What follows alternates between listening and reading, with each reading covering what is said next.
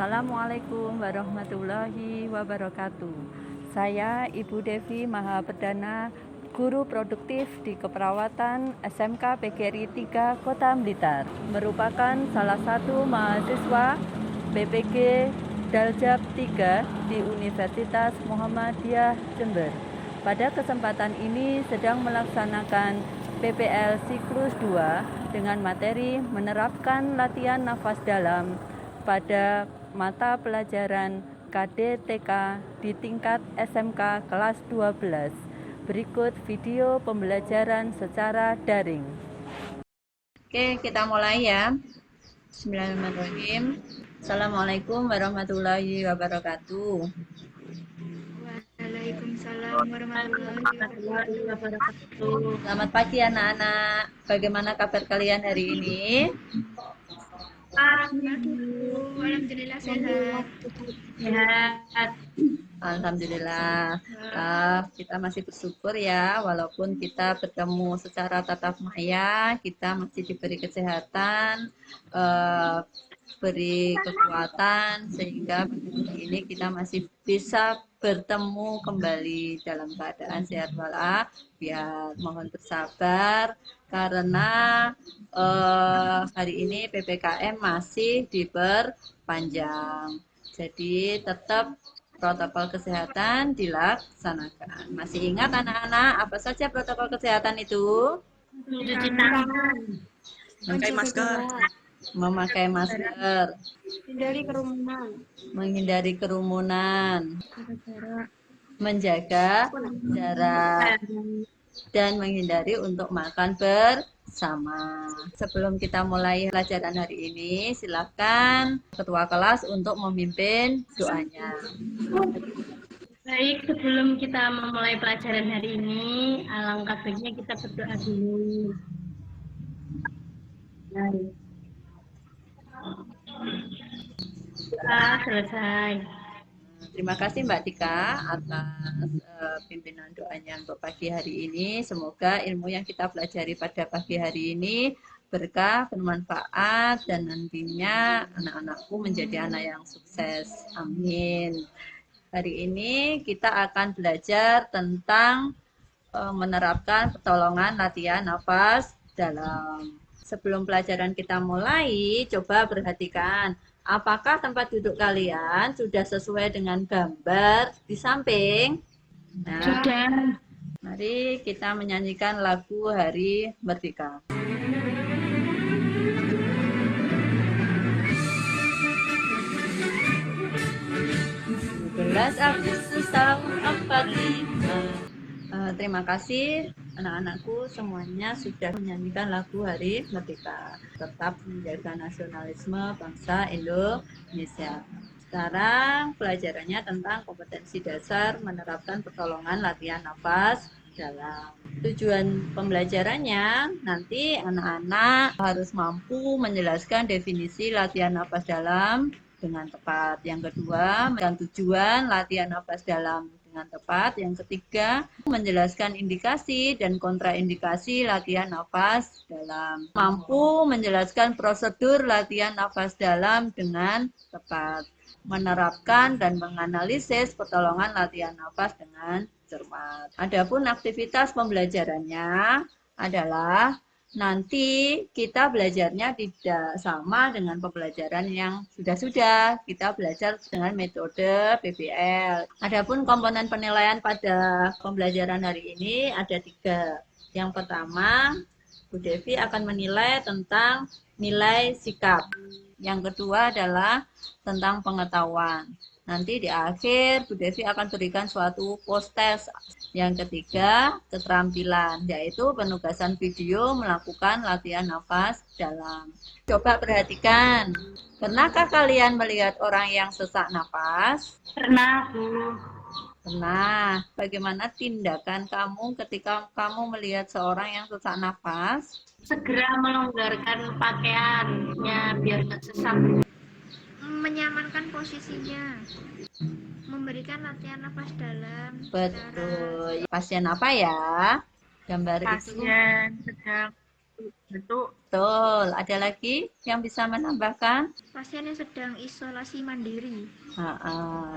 Pasien yang sedang isolasi mandiri. Pasien COVID itu bisa diberikan suatu latihan nafas dalam. 2 hari yang lalu sudah mengirimkan bahan ajar, materi, dan beberapa lembar kerja peserta didik ya. Harapannya kalian sudah mengerjakannya dan nanti kalian juga akan berdiskusi lagi kurang lebih selama 15 menit sesuai dengan kelompoknya masing-masing. Silakan berdiskusi di WA grupnya masing-masing. Saya beri waktu kurang lebih 15 menit ya Mbak. Nanti setelah kita berdiskusi, kita melakukan suatu presentasi. Silahkan berdiskusi pada WA grupnya masing-masing. Jangan lupa kalian tetap mencari sumber belajar di internet ataupun di buku kalian yang relevan dengan pelajaran hari ini. Kita mulai, kita diskusi melalui WA.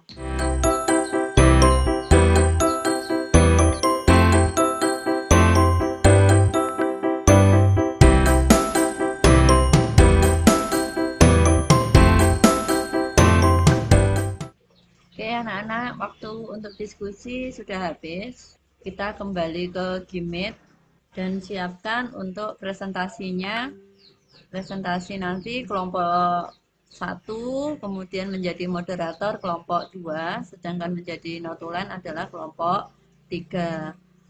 Kurang lebih presentasi saya beri waktu 15 menit. Silahkan siapa yang menjadi moderatornya pimpin untuk presentasi pagi hari ini. Ya, kelompok 1. Kelompok 1, siapa yang akan mewakili presentasi hari ini? Kelas 1, usia 55 tahun, datang ke klinik dengan keluhan nyeri dada, pernafasan pendek, sesak nafas, sering batuk di malam hari pada saat udara dingin. Setelah dilakukan pemeriksaan terdapat roji. Asma adalah jenis penyakit jangka panjang atau kronis pada saluran pernapasan yang ditandai dengan peradangan dan penyempitan saluran nafas. DS, keluhan, nyeri dada, pernafasan pendek, sesak nafas, sering batuk di malam hari atau saat udara dingin. Tindakan yang dilakukan, memberikan posisi nyaman, bisa semi-flower, kolaborasi dengan dokter, pemberian latihan nafas dalam. Terima kasih. Presentasi sudah selesai. Apakah ada yang bertanya? Silahkan untuk kelompok yang lain bertanya pada kelompok 1. Saya Bu, apa bedanya sesak nafas asma dengan sesak nafas penyakit lainnya? Terima kasih. Pertanyaan dari Mbak Kartika. Saya akan menjawab pertanyaan pertama. Sesak napas bukanlah nama suatu penyakit, melainkan hanya gejala. Sesak ini bisa disebabkan oleh beragam penyakit, salah satunya asma bronkial.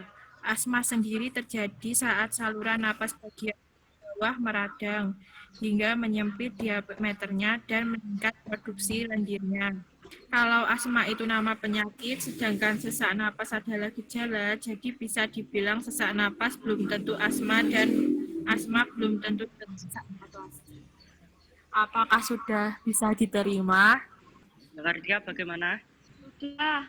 Saya Dewinta ingin bertanya. Silakan Mbak Dewinta. Latihan nafas dalam pada penyakit asma apakah sama dengan latihan nafas dalam pada penyakit TBC? Terima kasih. Pertanyaan dari Mbak Dewinta. Saya akan menjawab pertanyaan kedua. Tidak sama. Latihan nafas pada semua penyakit itu tidak sama. Apakah sudah jelas, Mbak Tata? Ya, jawaban saya terima. Yang bertanya lagi? Saya Tika Ananda mau bertanya kepada kelompok yang presentasi.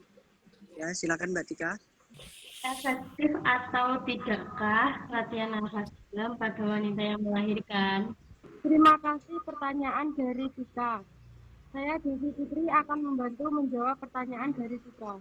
Latihan nafas dalam pada wanita yang akan melahirkan itu efektif karena bisa mengurangi atau mengalihkan rasa sakit atau his saat melahirkan. Jadi wanita tersebut tidak fokus pada sakit saat melahirkan. Apakah sudah jelas? Ya, Apakah jelas. Apakah ada yang bertanya lagi?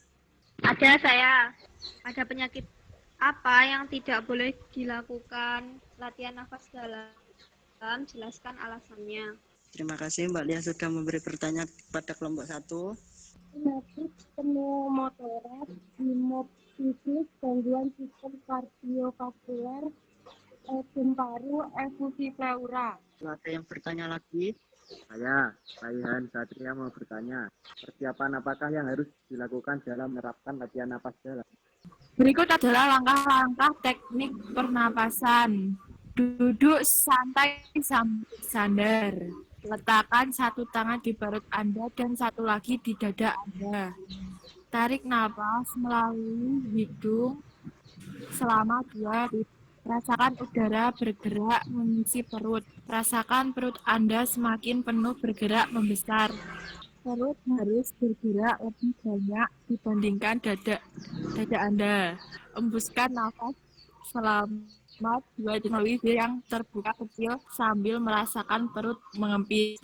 Tetap lemaskan bahu Anda sepanjang pengulangan dan jaga punggung tetap tegak selama berlatih pernapasan diafragma ini. Terima kasih presentasi dari kelompok 1. Apakah ada yang menyimpulkan dari pertanyaan tersebut? Kesimpulan yang kita dapatkan hari ini adalah latihan nafas dalam terdiri dari 2 jenis. Dan latihan nafas dalam ditujukan untuk pasien asma maupun pasien yang akan melahirkan. Terima kasih semuanya sudah menyimak presentasi dari kelompok 1. Silakan berikan tepuk tangan untuk kelompok 1. Ya. Terima kasih anak-anak, kalian sudah luar biasa bisa menyampaikan presentasi pada pagi hari ini. Pelajaran pada hari ini cukup sampai di sini. Ya, siapa yang bisa memberikan kesimpulan pada pertemuan hari ini? Saya, Bu. Oh ya, silakan Mas Yoga. Latihan nafas dalam adalah pernafasan tahan dan menggunakan diafragma sehingga memungkinkan abdomen terangkat perlahan dan dada mengembang penuh. Tujuan nafas dalam yaitu merangsang terbukanya sistem kolateral, meningkatkan distribusi ventilasi. Indikasi latihan nafas dalam diberikan pada pasien COPD, emfisema, fibrosis, dan asma. Latihan nafas dalam tidak boleh diberikan pada pasien hematitis, gangguan sistem kardiovaskuler, edema paru-paru, efusi pleura yang luas. Terima kasih ya Mas Yoga sudah memberikan kesimpulan pada pertemuan hari ini. Jadi betul bahwa latihan nafas dalam itu artinya adalah bernafas dengan perlahan dan menggunakan suatu diafragma sehingga memungkinkan abdomen terangkat perlahan, dada dan mengembang penuh. Apa sih latihan nafas dalam itu?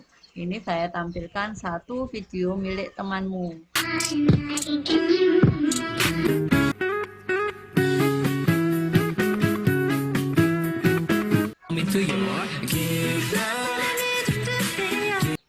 Apa yang kurang dari TikTok tersebut? Terlalu cepat. Lainnya itu Tulisannya tidak jelas, Bu. kurang satu lagi. Apa? Ayo coba. Kurang cantik. Kurang cantik. Wah, Ya. ini Mas Kurang Rehan. Salah satu cara kita belajar menggabungkan teknologi dengan pelajaran kita. Nah, sekarang saya beri suatu post-test, silakan dikerjakan. Waktu mengerjakan post-test adalah 15 menit dari waktu sekarang. Sudah saya kirim ya link untuk post-test, silakan kerjakan secara individu.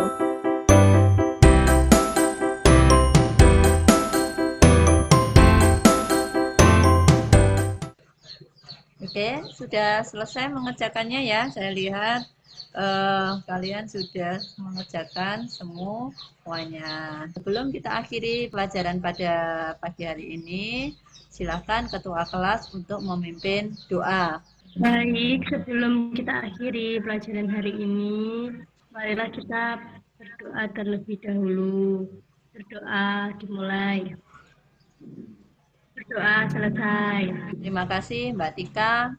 Ingat pesan Bu Devi ya, COVID ini belum usai. Jadi kalian harus tetap jaga protokol kesehatan dan tetap bahagia. Sampai jumpa pertemuan minggu depan. Assalamualaikum warahmatullahi wabarakatuh. Waalaikumsalam warahmatullahi Warahmatullahi wabarakatuh. wabarakatuh. Terima kasih ya anak-anak.